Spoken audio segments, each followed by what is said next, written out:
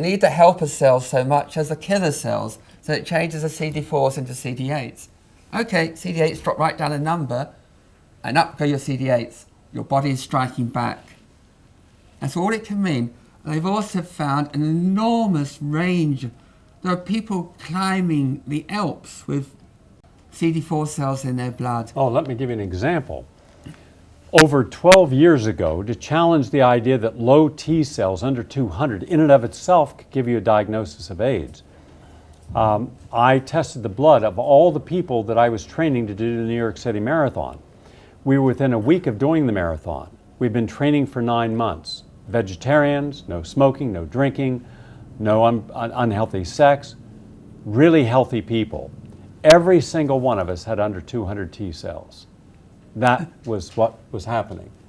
Now that, but after the marathon and after a 2 months rest, T cells back up anywhere from 800 to 1600. So when you consider how many things can drop your T cells, and yet that was the big thing for a long time, number of your T cells. I've seen people who've had 1 or 2 T4s and were outstandingly healthy. They put too much emphasis on that. Now this is an important question for you. This is from Gary K, and he says, this is for Janine. Did you contact Gallo or Popovic on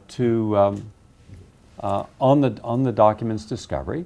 Where did you obtain these documents, and how were they not revealed until now? Three good questions. Thank you, Gary K. 3 good questions. Gallo contacted me because when I was doing this research, I put out to numbers of scientists, quite a large number of scientists, my research notes, my draft articles, the chapter of my book. And Robert Gallo himself sent me a half-page email, full page, in terms of how much was in it, attacking me, saying I clearly wasn't interested in the truth, totally ignoring. I sent him details on these papers. I told him that I'd found this report with all the changes in his handwriting. He didn't even comment on that. What he did complain about was I also said that the Secret Service investigated him in '93, the Secret Service whose responsibility is to protect the American presidents. It investigated Robert Gallo for fraud, and he denied it. He said, no, this never happened. Well, he said that to the wrong person. I've interviewed I've met high-up people in the CIA, I've met KGB generals in Moscow, Mossad, Israeli intelligence. I know the intelligence community. 2 days later, I was talking to the former head of the Secret Service, who's now in retirement, and he was personally in charge of the investigation into Robert Gallo. It seems that Robert Gallo had to provide documents to lawyers employed by the French government. The French government wanted to take him to court for stealing their firearms.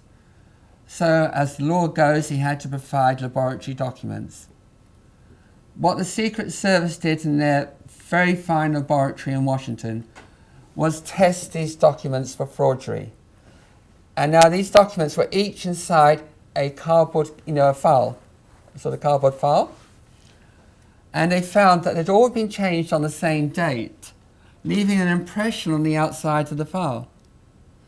One of the changes was to rename the file as HTLV3 as HIV. Yet he gave these documents to the lawyers. These documents are dated before the name HIV came into use. It wasn't used before 1986. So he actually, quite clearly fraudulent. The evidence was so strong that the congressional investigator, Representative John Dingell, and the Secret Service had these documents presented to a state attorney general for prosecution. And it was ruled out of time because it had taken so many years to uncover this.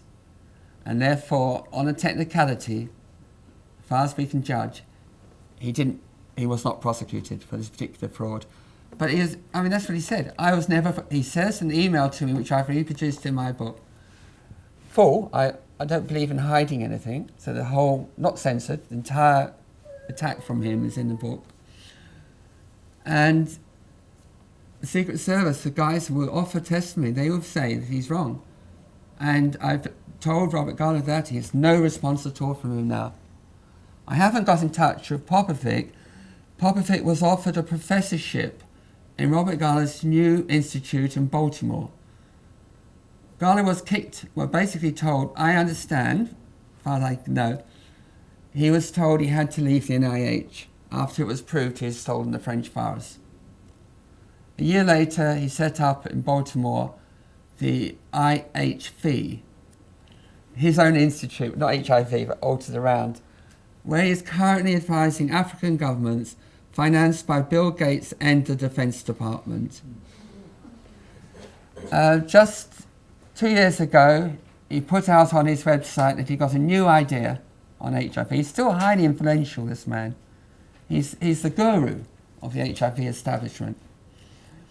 He put out on his website that anyone who fears that they've had a night of unguarded sex, that they're not trusting their partner, should go on antiretrovirals. A year later, the CDC made this official policy in the United States. It says on the CDC website that a person who is fearful because they suspect their partner or because a condom broke should go on a sharp course, say a month, of chemotherapy, of antiretroviral therapy, in order to stop getting infected. I mean, this is, these are drugs, when we use them against cancer, we watch the patients like a hawk, the hair falls out, we get them off the drugs as soon as possible. These patients are put on them for life. When they die on these drugs, they're said to die of AIDS. The manufacturers warn on one of the drugs used, this drug produces the same body wasting as found in AIDS cases. You see, it's very hard to attack an invisible virus. And this is true of all viruses. We've only got vaccines that give us antibodies, and then we claim that these antibodies stop the virus, or we try to stop the cell from making them. Because every virus that exists is made by cells. They're made by plant cells, fish cells, human cells. They're a natural product that even healthy cells make viruses.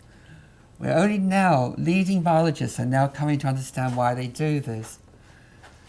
So to simply go from the presence of a virus to say it's the cause of an illness is jumping a very, very big gun.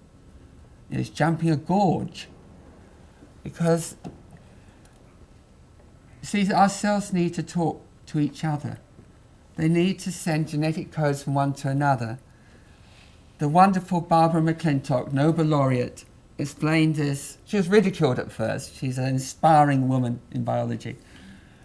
She didn't get her Nobel laureate prize till she got to her 80s.